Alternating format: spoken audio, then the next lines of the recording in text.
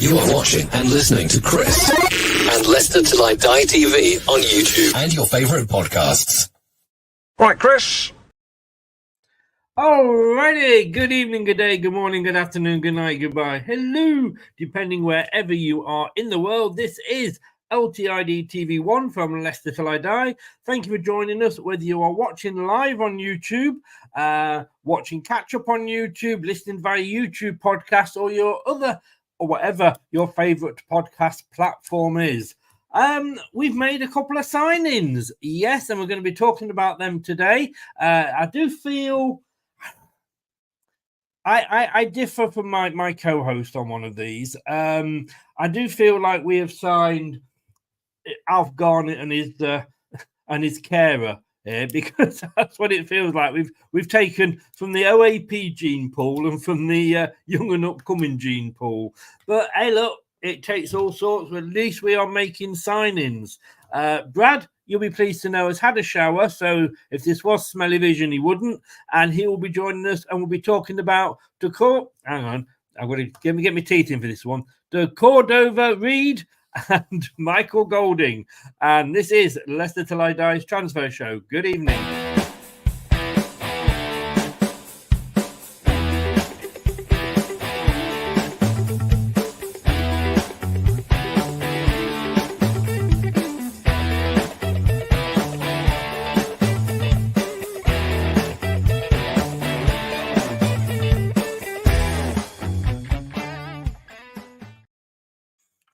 Good evening, sir. How the devil? Well, you're clean, I know that, but apart from that, how are you? I'm all right, mate. It's funny, this, isn't it? Because we were discussing this show, doing it over the weekend, and I said maybe wait before we make another signing in case something announces. Now, we announced another signing. It wasn't the one we all thought it would be. It isn't the one that's been about 6 months in the making, it feels like. But we did make another signing, literally, 30 minutes after we spoke? Oh, I am not worthy, sir. I am not worthy. You know them transfer rumours that start with the postman that knocks on the door and delivers letters to the chairman of the board. It's me, guys. It's me. I'm that person. So that's just your new job. Yes. Yes, Postman it is. Pat, but have you got a black and white cat? Well, I don't have a black and white cat, and I think people might call me Postman something or other. It rhymes with Pat, but it ain't that person. Oh, we won't ask you if you've got a Jess. Anyway, let's just say, so come on, mate. The door was open, and I could not walk through with that one, could I? No, true. But we'll just say a few quick hellos. Andreas is in. Andreas, how the devil are you, sir? Welcome along. Douglas, to give him his full name, is in. Hi, Doug. How are you? As is Spencer, and also Gray. Cooper ain't messing about. Doesn't seem to be. Good evening, Brad, as well, says the big bad D from Scotland. And in fairness, he ain't messing about, but we couldn't really sign anybody new because of PSR until the end of June anyway. And that was kind of when he joined us. So it's all just kind of fitted in nicely, hasn't it?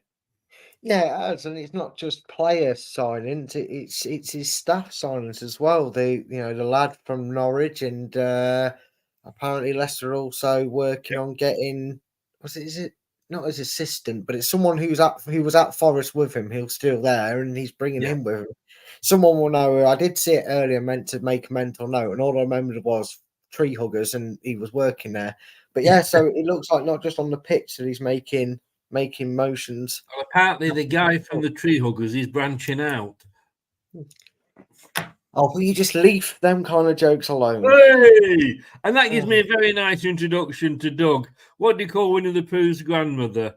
Poonani. I think you find mine wasn't that bad when you compare it to that. No, yours was comedy gold compared to that was a little bit shit, Doug, to be honest with you. A little bit shit. Oh, yeah, all right, I'll move on from that one as well. Right. Gray's just gone, oh my God, Chris. Yes, indeed. Right. Okay, so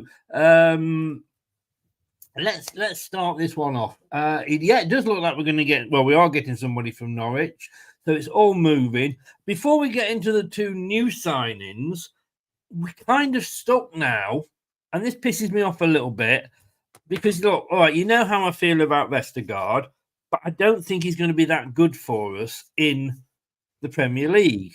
And yet, because Enzo was all wanted him, and I understand why, don't get me wrong, he was damn good for Enzo, but we're stuck with him now for 3 years. That really annoys me.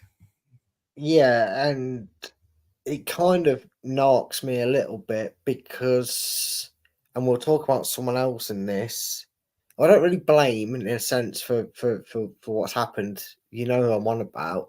Yeah. But why sit down players and get them to sign contracts if you have no intention of staying around? Because he didn't have any intention of staying around. How quickly it escalated and became a done deal. And look, I know. Oh, Brad's going to go on about Enzo again. He's a snake. But what about business? What have you? Shut up a minute and just let me just hear me out, right? If you've basically been sold a dream by a manager, and again, when you think about one player who's actually just suddenly taken a step back from the idea of signing a contract, you get told, I'm going to use you in the Premier League. I like what I saw for you in the Championship. I want to keep you around here. Sign a 3-year deal. Oh, yes, after Brendan, I'm not going to find myself on the bench now. Lord Saviour is Enzo. I've signed a deal. Where's Enzo going? Where's the manager who's just told me he's going to play me and convince me to stay going? Chelsea? Oh, well, here I go again. Because he must be pissed off now. Because what if Cooper's like Brenda? You know what I mean? What if he goes, I'll play you in the cups, and maybe if I go, maybe if I use a back three, I might Wes Morgan you and chuck you on with 10 minutes to go, but you're not in my first team plans. And that's why I'm buying right said, left said, up said, backward said Fred. You know what I mean? Chris? It's annoying on all fronts. I mean, Me personally, I'd like to see him get some game time. I think he does have some value to Premier League survival, kind of that Robert Hu style experience to the players that he's potentially bringing in. It's going to benefit him. But what he probably signed the contract for, because I think if Enzo was like, well, I'm not sure, but I personally think you deserve a new contract. I'm going to offer you a 2-year contract. So, you can either leave after a year, and it's not that difficult to leave if it goes wrong for you under a new gaffer, but I think you should stay here and earn your money, then it'd have been different. But it's just not, well. No. It'll be a whole show. Let me keep talking. Yeah, I mean, I've got to say, and I don't blame Vestergaard at all. He's got to look after himself and his family, and he's been offered a 3-year contract. Thank you very much. I'm going to sign it. We know from previous experience with him, there's not going to be many clubs that are going to come in and offer him a contract that is going to beat us for wages. Otherwise, he would have gone, last time round. But like you say, be interesting. They turned up today. It's the first day back at training today. There's a couple of players that I didn't see on the video that were arriving, but one I did see, which I hope he's going to get a second chance, and that's Harry Souttar. Yeah, and kind of following on from the whole rebirth of life from Enzo with Vestergaard, there could be a new lease of life for Souttar, especially if, as a lot of people are beginning to believe, that Steve Cooper's going to play, or at least set us up in a formation that he used at Forest, which is 3 centre-backs, which, would see potential for, like, a Vestergaard, a Harry Souttar, a Faze, and this potential, well, I say potential, we're going to dabble on it, but the centre-back that we've been hotly linked with, and apparently everything's all tied up for. So there is still the options there, isn't there? And I personally, I'm on that side of the fence where I go, what did he really do wrong? Because like you said, Chris, when it was happening with Vestergaard and when Brendan shunned Kagasunchu out, didn't do when they played, they were fairly solid. They did a good job for us, so let's see, that's the one good side to a new manager is some players come out of the cold. The risk is they go even further in the cold, or someone else isn't get put in the cold. We're talking about a centre back, and we might as well mention him now to kick the show off. O'Kill or something, is it? I don't know how his name's pronounced. Caleb Okoli. Okoli, that's it. And I'm just thinking, why are we buying? I mean, at that centre back. And even if Vestergaard isn't particularly going to be our first choice, we've still got Cody. We've got Justin who can play there. We've got Souttar. We're not short of centre-backs, really, are we? No, but I think we are a little bit one-dimensional with our centre-back options. As in, we have a Wout Faze who runs up and plays up front. I'd forgotten Faze. Sorry, I was trying to think who the one was. Yeah. And Justin, yes, he can play there, but ideally you want him out on that left-hand side. Again, because he could be fighting for a position with a player out in the cold, Christensen next season. We don't know. You'd really say preferably. Justin's going to stick out on the left, and we're not going to need him at centre back. But also, and again, we're only making here. But if Cooper is going to play like a 3-5-2, which or whatever he's going to play, or a 3, did I do maths right then? 5, 6, 7, 8, 9, 10. Yes, I did. I did do maths right. Whether he's going to play like a 3-5-2 or a 5-3-2, which I can't see it though, because then you've got to remember Ndidi and a certain player we're going to talk about later on, and two of the players we're going to talk about later on. Actually, it wouldn't make sense for us to not have wide men, I guess, unless because Justin and Ricardo pushing on. But if he does play 3 at the back, you would have a Cody and potentially Cody on one side, or Faze on the other side, and someone like Cody in the middle, or Vestergaard in the middle, and that would maybe suit us better. But again, if you actually look at our core of a squad, it doesn't suggest that. I know people think that, but if you look at the core of our squad, and again, who we've just signed, and a player where, well, feels like 6 years we've been waiting for him to sign, for how long it's dragged on. But worst kept secret signing I'm on about here. I don't see like a 3-5. So it might maybe a 3-4-3, but I can't see a 3-5-1, which again, why would you play that when you've got Ricardo and Justin? So it'd be interesting to see what the lineup would be when it all goes Great just said there, JJ ain't no centre back. It's one of his positions that he's listed as being able to play. And put it this way, Daniel Amarty wasn't really a centre back, but how often was he played there?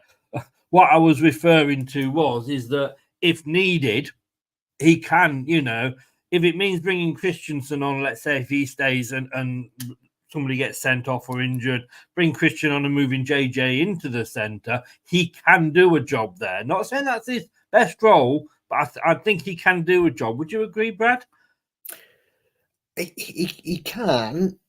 I would be a little bit worried if we got into a situation where we had that many injuries that we had to use him there, just because, and I can see a comment by Gray there, he goes a little bit missing. I think sometimes he's so naturally attracted to being on that left side. A few goals we conceded last season when he had to play centre-back or Enzo played him in a back three, he was a little bit out of sorts. It's a job that he can do, but you'd be nervous watching him do it. We got used to that with Daniel Amarty, didn't we? No, we never did. We never did. Dave did. He was Dave's favourite person. Oh, no. I'm sorry. I got very nervous watching Daniel Amarty there. I had a near panic attack watching him at centre back. But then again, make the point, he isn't a centre back. He actually was a right back or a centre defensive midfield. He is for his country. So yeah. Well, let's move on because look, we have got a couple of people that have put pen to paper. First of all, and I did think about starting the show early because I know this next player may be watching the show, and I thought, well, he might have to get to bed early, get his, his cocoa out and his slippers on, and sit down and watch a bit of Midsummer Murders before his bedtime at 10, and that is the Cordova-Reid. Now, I've got some interesting stats here before we start talking about him because I think you're more impressed than I am because let's have a look here. Here we go. 31-year-old Bobby de Cordova-Reid makes Fox's switch. Winger signed a 3-year deal at the KP Stadium. He has made 129 appearances, though, in the Premier League. So I'm balancing it out there. He has got that experience. Let's just see what the news was saying about him. The 31-year-old has penned a 3-year deal on Filbert Way and arrives at the club having most recently made more than 200 appearances for Fulham, 129 of those of which were in the Premier League. This was Teddy Nello. You may remember him, Emilio, that he's a Fulham fan, and he came on the show when we were in the Premier League with them and did a couple of previews. And I said to him, give us the lowdown. And he said he's a solid squad player and very versatile. Now, this was interesting. Not strong enough to start regularly. Picks up the odd goal here and there. Gets himself into good positions. For free, a decent squad player. And then he said, we will miss him. He was a great servant and playing in so many different positions, but he wanted a longer contract rather than the 1 to 2 year contract that was being offered to him at Fulham. And I noticed there was a comment earlier that I saved until now, which was Spencer said a 3-year contract for 31-year-old is a bit much. But that's why we've got him, because Fulham weren't prepared to offer him a 3-year contract. Now, Brad, if the club that he's at is not prepared to offer him a 3-year contract, surely that's saying something. No, not necessarily. Fulham have been established and back in the Premier League now for a few seasons. They're progressing and starting to grow. They're probably doing what Leicester are hoping they can get back to doing this season, and they've been getting a lot of quality players through. We're in a stage, Chris, where people are thinking Oh, that'd be us 34. He won't be 34 for 3 years, funny enough. That's a them problem. We had Johnny Evans, for fuck's sake, at 35 playing for us, and that wasn't a problem. Well, was he playing for us? Well, he was here, Chris. Every now and again. Well, he was getting contracts. Wes Morgan was still getting contracts. So, it's not all doom and gloom. And the thing is as well, Chris, he is very versatile and he's deceptively quick when he's got the ball. And I saw a little bit of him on Match of the Day when he played, Pepe 41. Wayne's got it in a nutshell. I always like Wayne. But all right, it's not Pepe levels of quality, but I'm going to say he's no Pepe. I know. Stretching straws. I'll give him his posh name there. Did you know that? Pepe. Yeah. But my thing is, Chris, there's a lot you can look at about him, and the Fulham fan was very right. He's versatile, and his main strength is left wing, is a winger and as a forward. But he can also play in that number 8 role. He can also play in that number 10 role. So what we're getting with him is Emilio might be right. I've probably said his name wrong, but Emilio might be right that we're not getting somebody who is first name on the team sheet, plays week in, week out. But you're probably going to still get 30 appearances out of him, either starting or off the bench. And if we, yes, Cooper's going to want him play in a more specific role, most likely. But you have experience and diversity, and like I said, deceptively quick pace in a player. What more do you really need in this day and age? He can play, like I said, he can play through the middle. He can play up front. If Cooper breaks the Leicester barrier and plays 2 up front, Chris, that's what I'm saying. Anyway, but he can play up front, so he adds extra depth to that. If an injury crisis strikes, we have a player that has the potential to take his opportunity by the scruff of the neck and really prove some cautious or doubted minds wrong. And that's what I really like about him, Chris. He's hard-working. He works hard. He kind of feels a bit like one of them players that maybe keeps trying and doesn't really get his run in the team. But another thing that was already mentioned, Chris, he brings the experience, and a signing that we're going to bring in, and a couple of signings and a signing we've already brought in, Chris. They're the step up. They're the future. They're the ones that Leicester hierarchy are hoping whether Leicester go up, down like a bloody yo-yo for the next 4 seasons. They're the players that are going to help them finally settle the ship back in the Premier League. This guy's experience and the knowledge he can pass on. So when Golding, and we're going to talk about him, so I might as well say his name. It's not like we're not going to talk about him. Golding maybe goes to him and goes, "Oh, yeah, how do I stop them trying to show me onto my weak side? Because I keep getting pushed off the ball when I do that. And it used to work for me, but that's not." And he'll go, "Come here, let me tell you this." And he'll say, "What I like to do is drop the shot." Whatever he tells him, he'll tell him. And that's what he brings. That's what you need. If we're to survive and get over that stabilisation line, Chris, for the next 2 seasons, he earns a year being Wes Morgan for me at 34. He earns being here at 34. If for two of them 3 years, Chris, he's solid, plays 30 plus games, brings his experience, helps keep us up, and then goes, "I'm 34, sod it, I'm just going to sit here and retire." Do it, mate. Wes Morgan got praised and was allowed to do it for 2.5 seasons or more. Why not? If he does his job right for us, Chris, we'll sit here and go, "You know what? Free agent set off into the sunset. Well played. Thanks for everything you've done for these 2-3 seasons. Have a great retirement, mate." Good points made.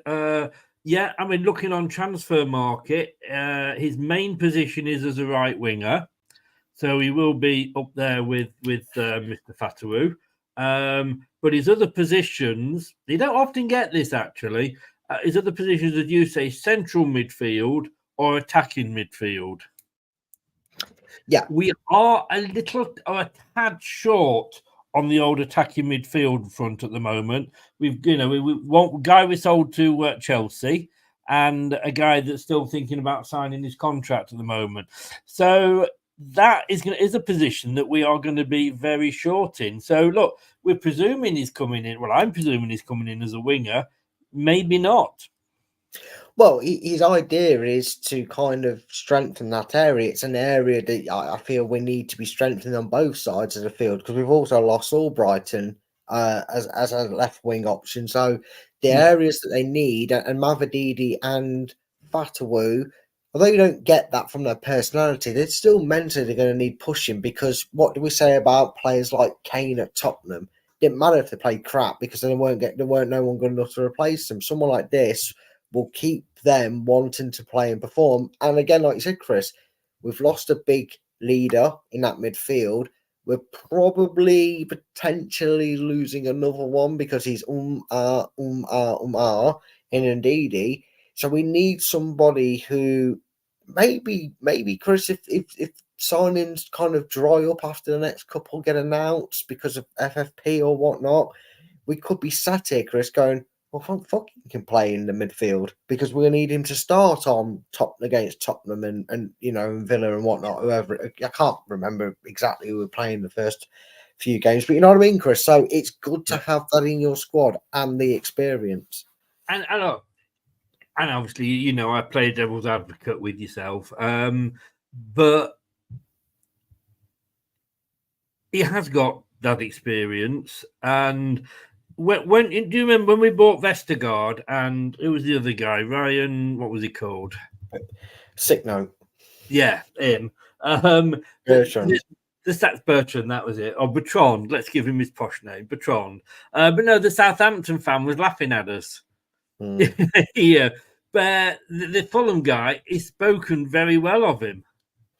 Yeah, a lot of Fulham fans have, to be honest with you. Like you said, it's not one of them where they're completely gutted because he's a starter week in, week out, and they're not sat here going, bloody hell, why have we let him go for free and all this and all that. He's obviously a player that's, I'm trying to think of a player. He's kind of like Albrighton's been for us over the last 3 or 4 seasons. Very reliable, always ready to come in and do a job, and can do and probably more than Albrighton, in the sense he'll get more game time. But you know what I mean, Chris? Like, he's never let us down. Maybe like Dennis Pratt, when he's fit and played, he's done well. But that was the only thing with Dennis Pratt is he got injured a lot. That's why his career never really got going with Leicester. But this, like you said, Chris, he can come off the bench with 70 minutes gone. We say about Vardy running at defenders and coming off the bench, you don't want to see that. Personally, Chris, from what I've seen of his pace, okay, I'm only watching match today here and there, and sometimes watching them live on telly when they've been on there, you don't want him running at you. You don't want him. You don't want to be going, you know what? Let's take, I don't know, for argument's sake, let's take Ndidi off. Let's move Dakova into the middle, and let's put Fatawu on the right. Do you really want Dakova, Fatawu, Ndidi, and whoever's up front running at you? I wouldn't, Chris. Personally, as a goalkeeper, I would not want to see them three potentially bearing down on me. Well, 4 if you've got Vardy as well in that mix. You know what I mean? It can be frightening. I mean, look, like I say, devil's advocate is what I'm playing here. We've signed him.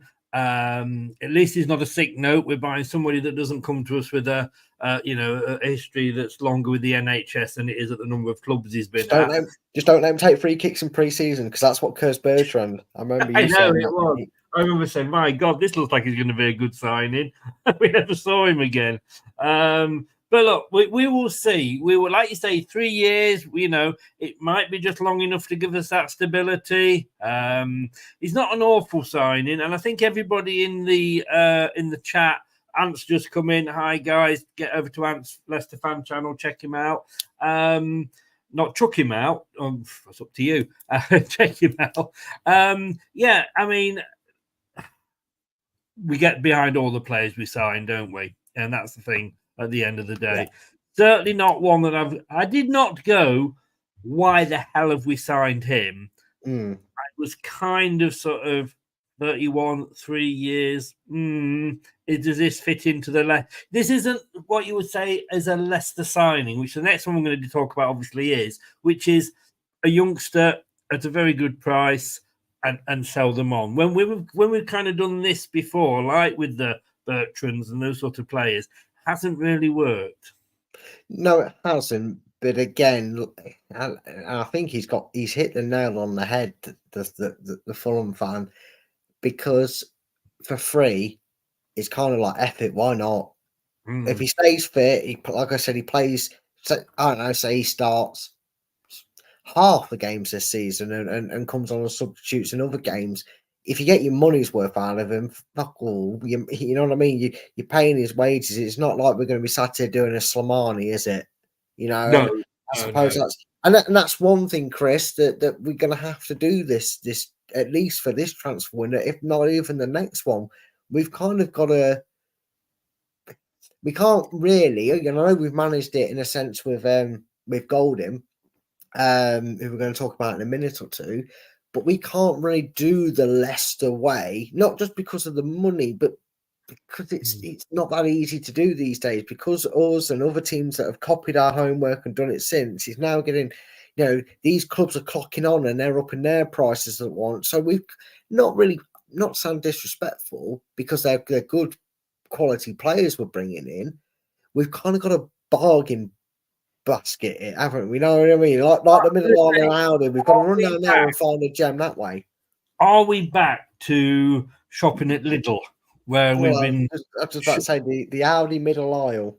Yes, we never got quite up to shopping at Harrods, but we certainly dipped our toe into Waitrose occasionally. Hoping we've gone in here and found a lazy spar on an Audi discount and getting it for $12.99.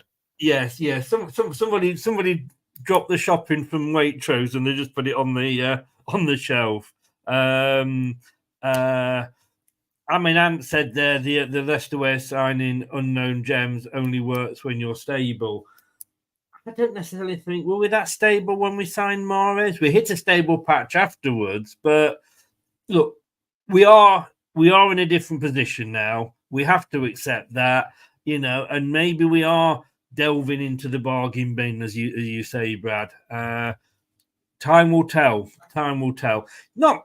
Let's face it. We've had worse signings. I honestly think when we've looked at some, we've gone, well, look, Bertrand and Vestergaard. Like, why the hell? But there we go. At the other end of the scale, we sold Kiernan Dewsbury-Hall to Chelsea, £30 million. Again, I think it was quite a good decision because we needed to make the sale quickly. We couldn't really hang on and say, look, we want to hang on for another 10 million because who knows? It had to be done for PSR, and hopefully that will sort us out. It's worked for Chelsea because they're giving him a 6-year contract, I believe. So at £30 million against their PSR figures, that's costing them $5 million a year. That's how PSR works. We've gone in and got one of their players for $5 million. They get that whole £5 million against 1 year because he's an academy player. So basically, when it comes to BSR, they don't even have to sort of, you know, register KDH this. Well, he will register him, obviously, but, you know, the KDH effect, if you like, doesn't even come into it. And that's what a lot of clubs were doing. That's why a lot of clubs were selling a lot of academy players, because it was money straight into the pot, if you like, you know. So that's how it works. But this guy really does excite me. When we got linked with him, I was really, really thinking, yes, this could be interesting. Your thoughts on him? He's got great hair. Your thoughts on him? And that makes me very jealous of him from word go. Yeah. Now I'm going to say something, and then I'm going to realise, well, actually, there's 2 players spring instantly to mind that maybe prove otherwise. But this is a Cooper signing, and this, you know, people were thinking, oh, he's 18. This is you know, Cooper bringing in youth for the future. And like I said, this is one of them players that Leicester will be hoping that regardless of what happens this season, this kid's going to be around and he's going to make a name for himself. Now, the video, the way he was introduced, and the fact that we've paid $5 million for him would suggest that we're going to see him feature in the first team. How much? I don't know. He made his debut in the FA Cup last season against Preston North End. So he's showing that, he has got that ability to go into a game of some caliber and not be afraid of what's in front of him. Is he going to play a lot this season? That remains to be seen. Subham obviously is a very big talk of him. I am surprised that with all the talk and all the hype around him, that we managed to snag him. I think maybe that was kind of like, I feel like Leicester maybe have cooped Chelsea a little bit, because they've probably been like that.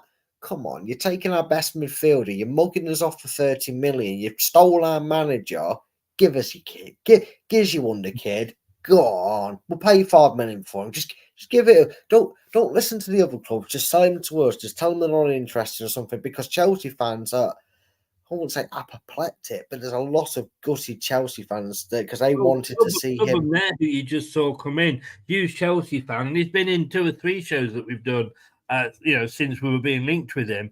He speaks very well. He's just said then he's your future captain. He speaks very, very highly of him. And look, I mean, it annoys me. Again, I'm getting very annoyed tonight, aren't I? But something else that annoys me is we sign an 18-year-old and we stick him in the under-23s. Why? If you're good enough, you're old enough. Wayne Rooney was playing Premier League football at 16. Why can't this guy go straight, not necessarily straight into the team, but you know what I mean? Why can't this guy be in the main squad? I mean, they might put him in the under-23s so that we can get away with not having to include him in the 26-man squad. I get that. You wouldn't have to. His age means you don't have to register under 23s.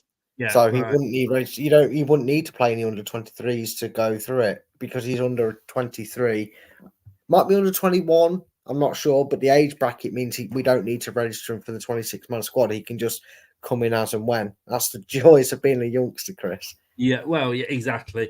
And I just, I mean, if he's that good, and we'll come on to his stats in a minute, if he's that good, let him loose.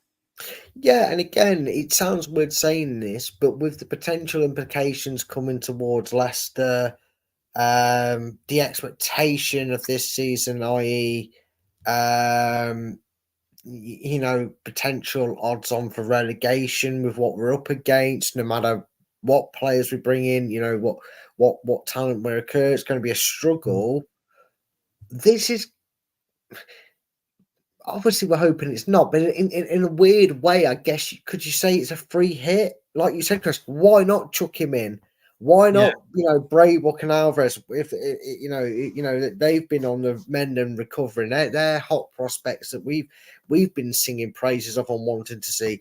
Maybe this is the season to go. Well, it's a Premier League, but why not get the experience under your belt while you can? And I'm sure, like I said, he might play in the under 23s to keep match fitness.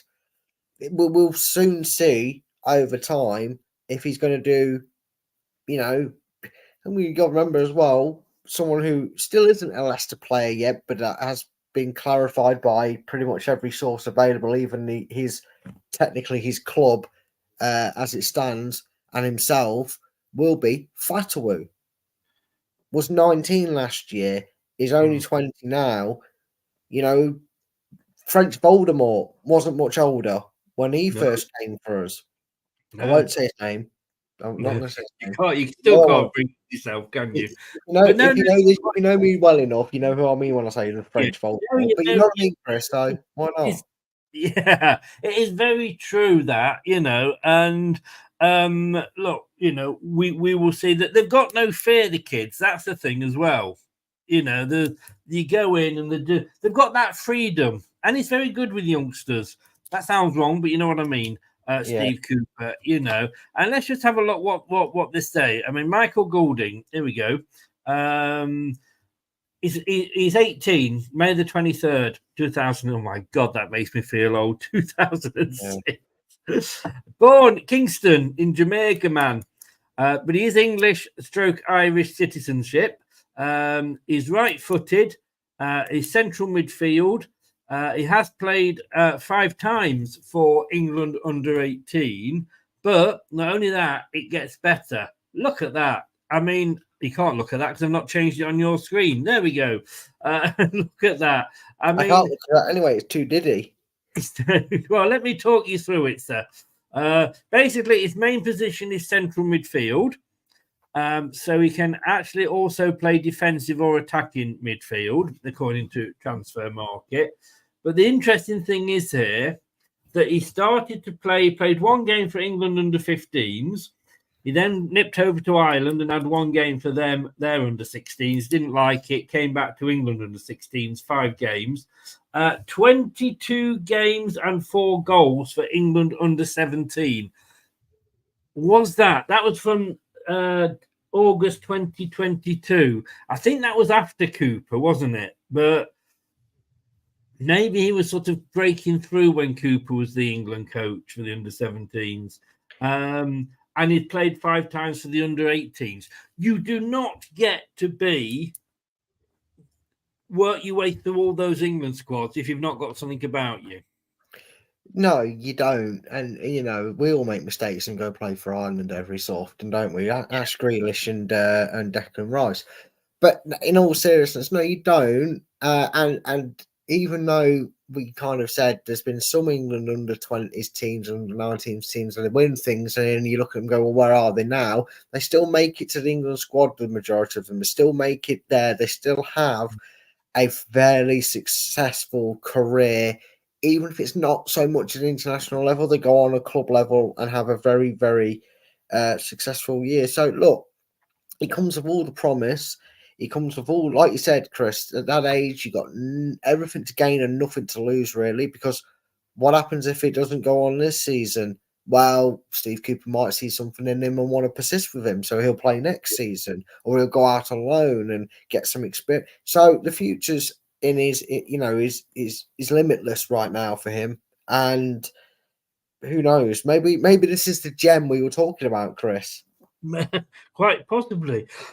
Excuse me. And I think as well, how many of these youngsters make it through to the Chelsea first team? All right, Cole Palmer. Yeah, all right.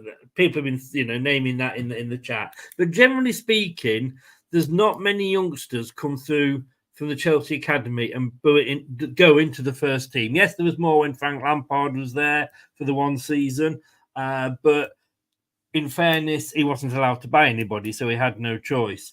And that maybe, we always say, how's Chelsea getting away with all these purchases? Well, like I say, if they're selling all their academy players off, they are getting pure profit on that. So maybe that's the way forward. Just to sidetrack very quickly, Brad, Gary Lineker reckons Frank Lampard should be the next England manager. I thought that might happen. Brad? And if I could I'm going to try CPR here a bit. Come on. Come on, Brad. Stay with me, Brad. Stay with me. Keep breathing. Breathe deep. Oh, you thought Southgate was bad. We won't even get out of the group stages of the qualifiers with fucking Frank Lampard in charge. That's right. Oh, I just thought I'd throw that in. I just wanted to see your reaction. But yeah, either end of the scale, as I said at the start of the show, experience and raw talent. And if you can get that right, because you don't want a team full of, and I know I was saying things early, but like I say, it's devil's advocate time. But if you can get a mix of experience and a mix of youth and raw talent, you've really got a winning combination, haven't you? Yeah, you have. And that's exactly what Leicester have realistically kind of been doing to a degree, even with the overspenditure to do it. But that's what they've been doing for a while, Chris. We always have a mixture of it, like you said, experienced players in that dressing room, the leaders, the experienced ones, the ones that played at the top level, whether it's in England or it's in other countries in their top leagues, no matter what you think of them leagues. That's by the by. But we then have players like Golding, like French Voldemort, like Dewsbury-Hall. It still pains me, Chris. I'm still pissed. About it. Stay with me, Brett. Come on, you can fight this. You can win. You're bigger than this. But like your JJ's, when he first signed for us, he was what 22, 23? I don't know. He can't have been that old. Again, another England prospect that was in there and he's got a few caps from it. Rat Boy, who had another Chelsea connection. We were something about that. Anyway, but my point stands, Chris. So we've always had that mixture, and it's nice to see that kind of Cooper has that mantra to do the same. He's gone one end of the scale with your OAP for you, Chris, and he's gone one end of the scale with the very questionable way of wording things without getting this show stricken down by saying something untoward about a youngster. But you know what I mean, Chris? To have both, and again, you consider he's 18. You talk about the levels of international football he's played. He comes with a lot of experience for an 18-year-old himself. And not forgetting, Chris, in his time at Chelsea, I know he was on loan last season, so he has played he has played for a first team. He's not just been playing under 23s. He was out on loan playing for a first team last season. But the wealth of players that he's probably been growing up around, seeing train, and probably tried to pinch advice off through his career, he's had a wealth of experience thrown at him as well in that sense, Chris. Whatever we say about Chelsea, and we say a few things of them, don't make no apologies for that. It's the Leicester channel. But whatever we do say about, if you've got he's been at Chelsea since he was 12 years old. They got him from AFC Wimbledon. Like you say, he's made his debut for the first team, so he's played in the first team in the FA Cup. I'm just reading here. He was captain the England under 17s, captain the England under 17s at the European Championships, and would go on to play at the FIFA under 17s World Cup in November 23. So he's like you said. We will hate on Chelsea because of what we do, and we mean that in the nicest possible way, Subban. But he's going to have played with some big stars. He's going to have watched some big stars, isn't he? Yeah, and of course, and if Chelsea, they have 500 of them, but they probably may have at some point. I don't know. So Subban, can you confirm this for me? Has he ever been on the list of European games for Chelsea? Has he ever done like what Brendan and that did for us? Has he ever taken him like we took Alves and Braybrook? Has he ever done, has he ever been able to sit there in the stands and watch them play European football? I don't know, maybe not, because he's I don't know either, no. But you can imagine wherever that first team's been, Chris, if he's integrated in training, he's picked up some knowledge and and information from some very, very strong players. Yes, and that's what it is, and the youth do get to play with the big boys, every now and again, don't they? And integrate with them as well. Oh, pre-season, no doubt they would have.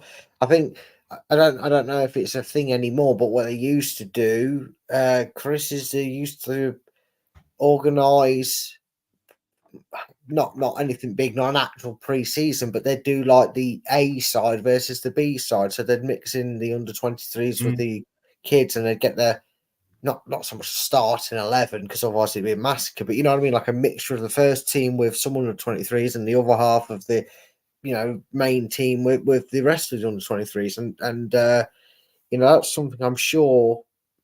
Probably not when someone like Hazard and that was around, but other players of that caliber that have been at Chelsea, past and present, he'd have had them training sessions with them and learned a lot from it. Now on Transfer Market here, they always have a bit of a quiz, and they do a whom do you prefer?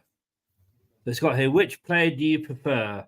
And they got Michael Golding versus Hamza Chowdhury. What are we talking for, hair or ability? No, there's no actual rules on that. It just says which player do you prefer? if it's for the hair, it's Hamza. Because you just gotta love Hamza's hair. Because I'm waiting for the day he goes to head the ball and it gets stuck in there and he just runs in the net and drops it in. I'm waiting for that. But for me, if I take my Leicester blue tinted glasses off, I'm more excited to see Golding because we know what Chowdhury can do. Chowdhury's going to be a very useful impact sub in the Premiership, but as Gray sort of said, I just don't. I'm not. I clicked on it, and it doesn't give me the answer. It doesn't give me 80% or anything like that. Well, there you go. There you go. We don't know the only answer. one that's actually bothered voting. I think possibly. Well, that's absolutely ridiculous. Worse than the elections. This is very, very true.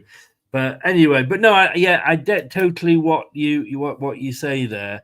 Subham says, to be honest, he would have played if we wouldn't have bought Cassidy for his hype from his loan.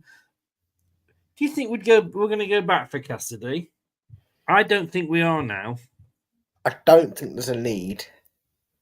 The reason being is even if we lose Wilfred and Ndidi, we clearly now have that depth replaced. You know, we've got Cordova-Reid. Sorry, I will say something like Cordova-Reid, and we've got Golding.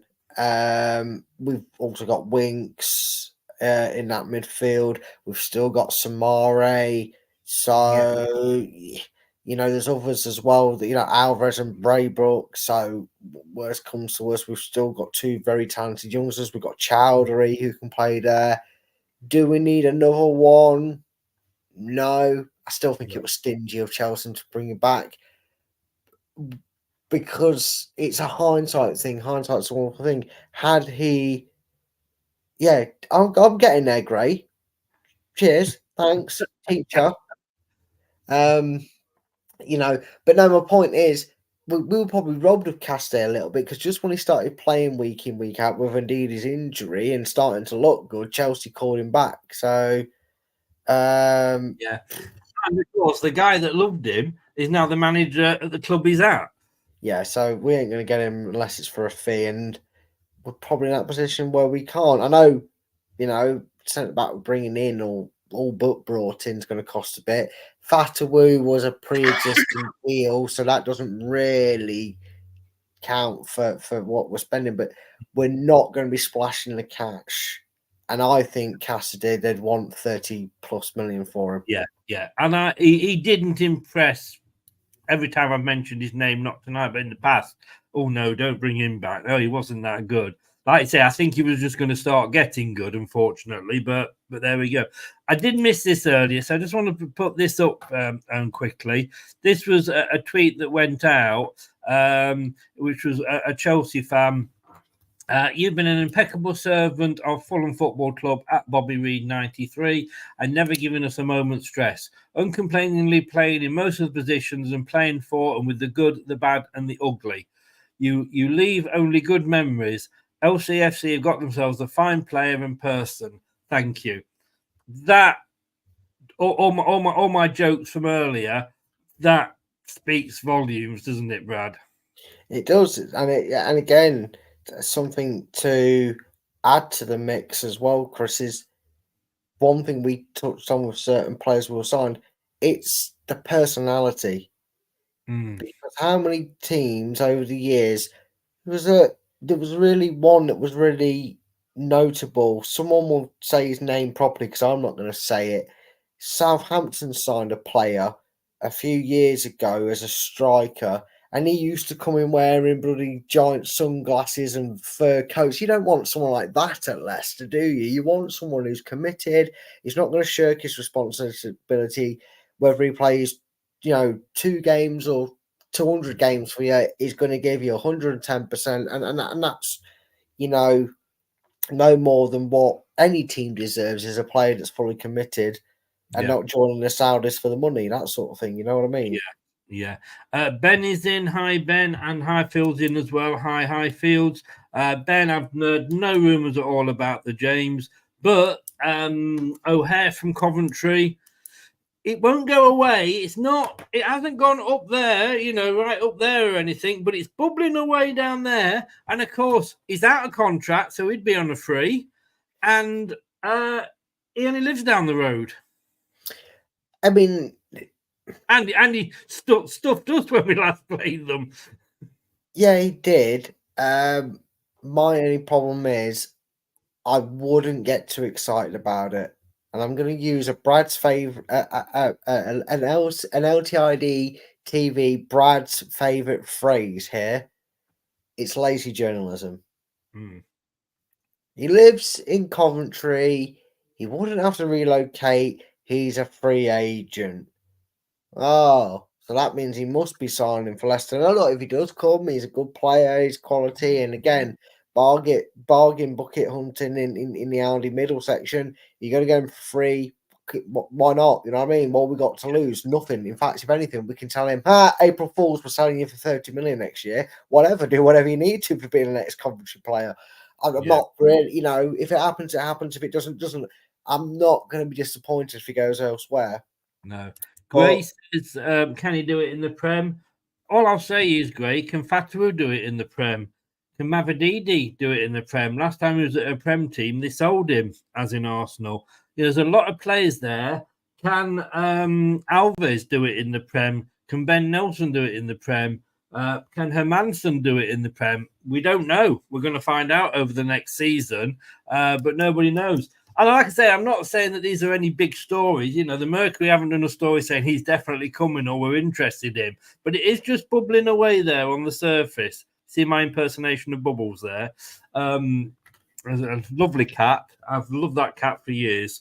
but there we go. Anyway, to round it off, two bits. Well, not really updates, but oh, he's still with us. I was reading Rob Tanner's earlier about Ndidi, and we mentioned him earlier, and he was talking about the signing of Golding, and he said, like, now Ndidi has left, and I messaged him, and I went, what?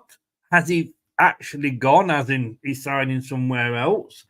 And he actually replied and said, no, he's a free agent, so effectively he has left. But he has yet to re-sign. Talks, he says, and it's coming from Rob Tanner, and he said it's okay to use this. Talks are still ongoing. But I'm not 100% positive. And I'm getting to the point now where, do you know what, Brad? If we didn't sign him, I think we get to the point where we say, contract's there, you've had long enough. If you don't want it, go and do a Potter, go and play elsewhere. Yeah, look, I definitely, I definitely feel we'd miss him to a degree because we know what he can bring to this team. But I do agree, Chris. There's got to be a point where the talks are gone, bugger off, because all it's doing right now is probably stalling any potential move for an O'Hara or a Bellingham, as someone mentioned earlier about it, or whoever else we're being linked with. If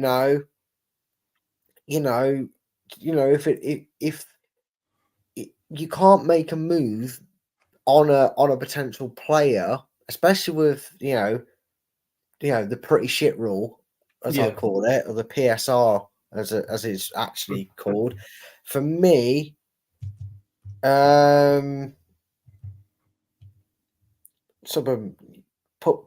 put the alcohol down. Because I've just read your message and it just what? Anyway, it's there's got to be a point where we can't make a new signing because Leicester will go, yeah, but we could get Ndidi, we could keep him, and we kind of need him, his experience.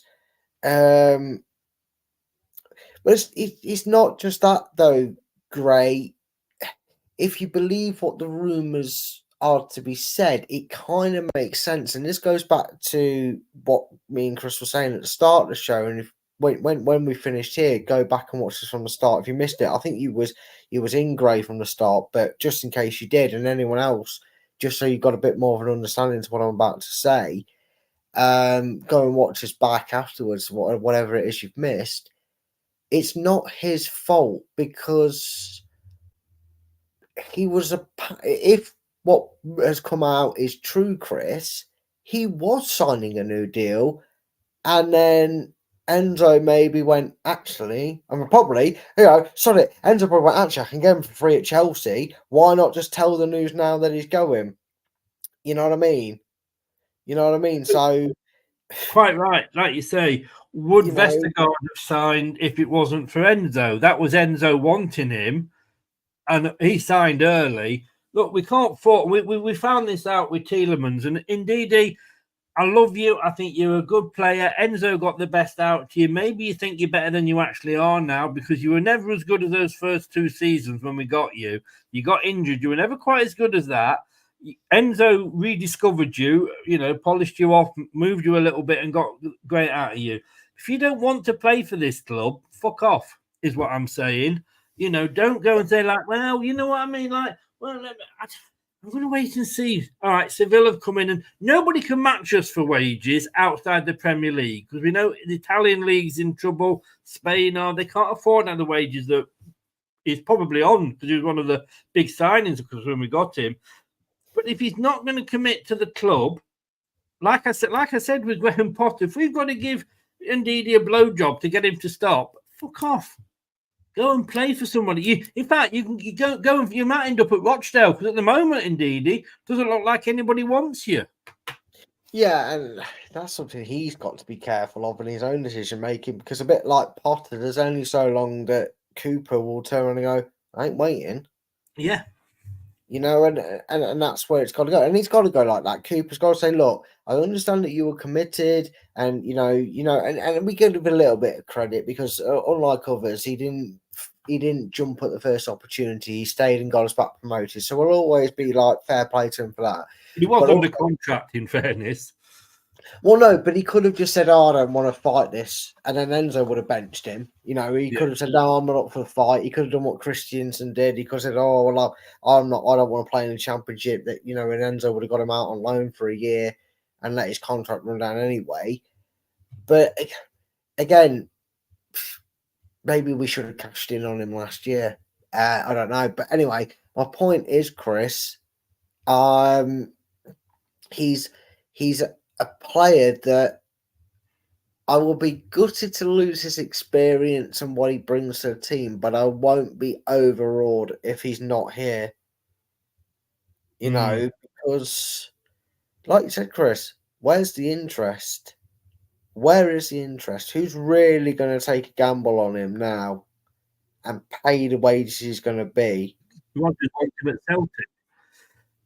And I don't know how true that is. If Rodgers wants him, come in and take him. But look, if there was offers on the table, his agent would be playing it. His agent would be putting it out there, because he'd be saying, like, well, Celtic want him, so if you want to keep him, Leicester, add a 0 on to what you're offering him or something. So, but none of that is out there, is it? No, and that's the thing. And to be honest with you, the biggest issue with this, and it could have been helped in hindsight, but it couldn't be helped in the here and now, is, again, and it's not a defense of him, but I can kind of see it. You say it all the time, Chris. A lot of these players are not loyal to the club. They've got no allegiance to the club, so they don't have to anything. But he was really fully committed behind the manager that we had at the time and his ideas, and wanted to play for him. Now, again, that's why I kind of said tongue-in-cheek, but it could happen, and he goes to Chelsea on a free. But also, because of how long it took, he has to see what this manager goes. And who knows, Chris? They've gone into pre-season. He'll go and speak to him again. Technically, he's a free agent, so he doesn't have to turn up for training. I don't know how it is. He might be offered to come and just keep himself match fit. We wouldn't have to let him in for free training, let's be honest with you. But usually you find with them players,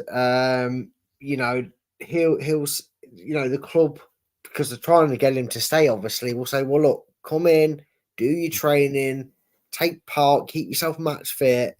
And I know it could be Q, you've done that and now you've gone somewhere else.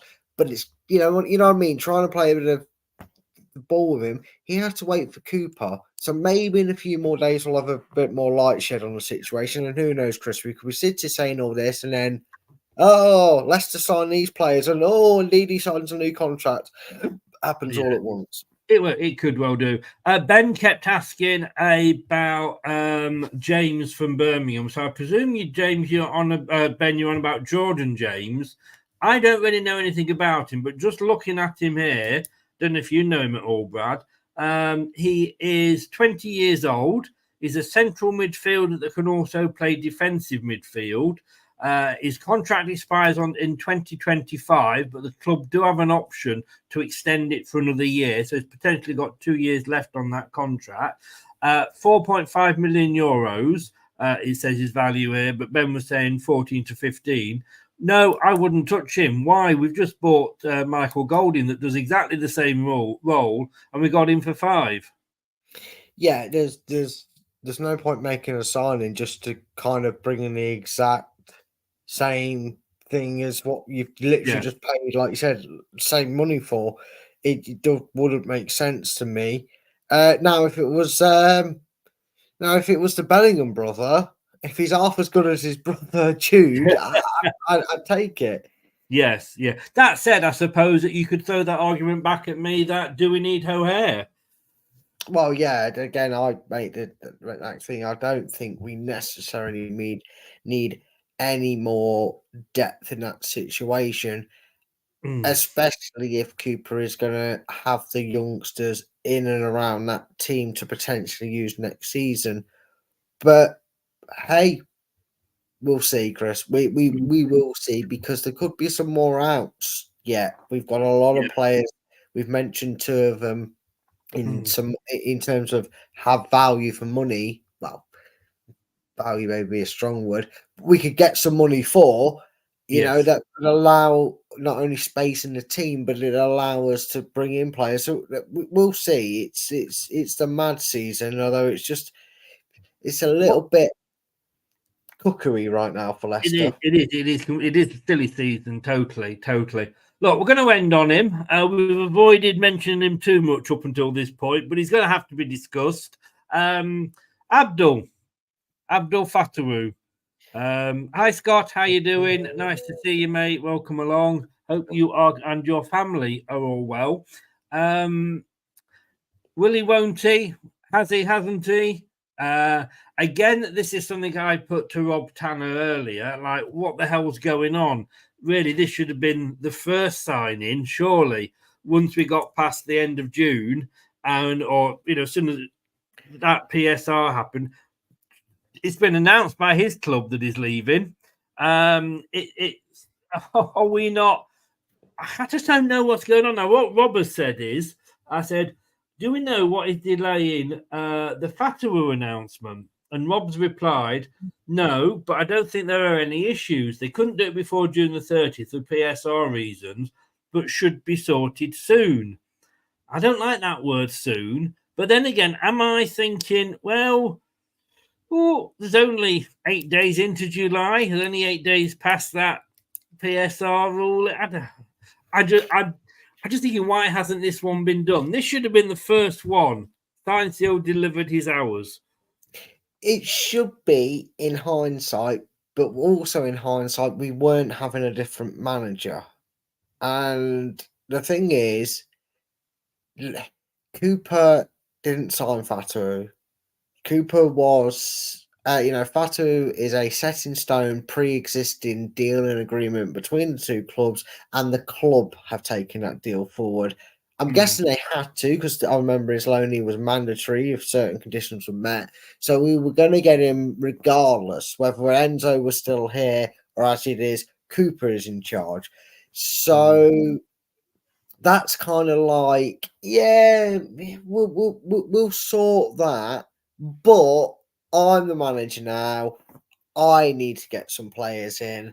I need to build a squad that I think is good enough. I know I've got Fatawu. I'll leave you guys to draw out the contract talks and draw up a contract for him and get him signed, because that's it's more a case of when than if, right? But I want to get a midfielder in. I want to get a youngster in. I want to get some experience in. So they've got these deals in, Chris, and we have to do them quick, Chris, because if he kind of maybe has a bit of a wage demand and a bit of argy backwards and forwards, because let's face it, as much as we love Fatawu, it's his agent is going to be the guys going, well, now we're Premier League. I know your players, but that $6,000, I'm not saying it is, but using an example here, that $6,000 you're paying a week now needs to be 36 grand a week, unless they're like, well, we're going to give him a 5-year contract, a 4-year contract. Oh, I want a 5-year contract. We only want, all that thing. That's, Cooper's like, that's you. Do it. Rudkin out. Rudkin, watch out for the bricks. Leicester fans shook about you. It's all your fault. But you deal with that. I'm going to build the squad. Yeah. And if I don't get him in quickly, he's going to go somewhere else. The Cordova-Reid is going to go to another team on a free. If I don't get Golding done and KDH out the door, we're going to be in more shit creek without a paddle, and someone's going to snap him up. If we don't get, you know what I mean, Chris? So it might not seem like we all expect it to be the first, but it's almost like you had him, but you put him in the little, carry-on section of your shopping cart, not your front of the basket. No. Very good point. You mentioned Rudkin. I'm not going to bring him up or take any comments on it. Scott, we did actually discuss that, Scott, right at the start of the show, mate. So you can get our thoughts on that on playback. But we decided overall it was a good thing because of his experience. Can I just say, and I don't know if I've done this with you, and this will be the last point now, that I would like, can we take a minute's silence? Because Burnley have just signed Scott Parker as the manager. And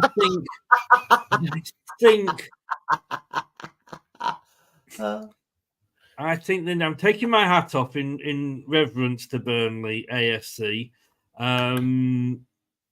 Let's just. Oh, should we have a minute's applause that we didn't get him? I mean, I actually messaged Dan. Everybody knows Dan, the Burnley fan, and I just went, "Hey, thanks a lot for taking one for the rest of the country, mate." And his reply was just, That was it. I haven't heard from him since. Oh, genius. I mean, you're going to get an expensive coat at Christmas if he's still around, if you're a Burnley fan. I mean, he got Bournemouth up. I mean, Bournemouth fans absolutely hate the guy. He also got himself sacked quite quickly from any job he's ever had. I mean, the only man that the only talking point about his managerial career is $9,000 Gucci jumper that he was. Pillar. Yeah. I mean, he got I can't swear nasty to him. He's too posh for that, so he gets a pillock. But you do, like I say. So if anybody knows anybody from Burnley, please do send them your commiserations. Brad, thank you so much for coming on, mate. Doug, what am I saying? Scott, like I say, I wasn't not answering your question, but we had already covered that. Like I say, right at the start, we did the Cordova-Reid first and then Golding. So that will be on that part of the show. Brad, if you can stay on, I've just got a very quick favour to ask you. Thank you. But first of all, where can people find you? Usually here, but mainly, well, I say mainly, football season starting, everything new starting with me, but LTiDtv 2. I promise you guys, once the Euros is finished and we're bored for a few weeks, that's when I'm going to coming home. It's coming home. It's coming. Scotland's going home. Wait, sorry, I got the wrong lyrics. But LTiD football quizzes will be coming thick and fast once I've got settled in. Chris knows the drill, and it's not a Jimmy Bullard reference. That It's actually a B&Q sponsorship, isn't it? It is. But Screwfix more like, or Screw something, but that's an all different tone. But yeah, LTiDtv 2. And when the season gets going, to the best of my abilities, when I'm available, there will be Leicester City women's content coming on there. There's been some movement going on in there. I'll try and cover that at some point when available. They've been doing transfers themselves, Chris. So yeah, LTiDtv 2. Just get over there and get ready for this season, because I'm hopefully going to be able to really focus on that. We have to remember, guys, that all the presenters, well, apart from me, they have proper jobs. So we appreciate the time that they give us, and they can't always commit because of family, because of jobs. So, but we cover what we can. So it'll be great to have you back whenever we can, Brad. And just to say, if anybody is looking to, nobody's asked me yet, but asking if we will be covering the England semi-final on this channel, because I've covered all the England games up to now. The answer is basically no, because it's a semi-final. I want to actually enjoy is probably the wrong word. But whatever you say about Southgate, at least he's got us winning penalty shootouts. My God, did we look good. But I am going to be watching that with a few mates and a few beers. So we won't be doing a watch-along for the semi-final, or indeed, should we get there, the final. Brad, like I said, you can stay online. Thank you so very much for joining us, and I'll speak to you in a second. Yeah, take care, everybody. Bye. Cheers, Brad. Okay, so all I've got to say, the other thing as well is, has anybody seen the new kit? Have you? What do you think about it? Personally, reminds me of Pac-Man. Tomorrow night, 7 o'clock, we will be having a very, very, very quick show. Just be me on my pod, looking at the kit and get your thoughts in on it. I don't like, the kit is not bad, but you can obviously buy it now without the sponsor on. We will talk about that tomorrow night at 7. I will see you then. Thank you to everybody that's been watching. Appreciate it. If you're watching it on catch up on YouTube, stick your comments in the boxes below. Always pleased to hear your comments. Keep them respectable. And if you've been listening via your personal favourite podcast, thank you very much for lending us your ears. I'll let you have them back now. I will see you tomorrow night at 7. Thanks very much. All the best. Take care. And good night. Thanks for watching. These videos are tremendous. You better like them too, or I'll be back. This podcast is proud to be part of the TalkSport Fan Network. TalkSport. Powered by fans. That will conclude this evening's entertainment.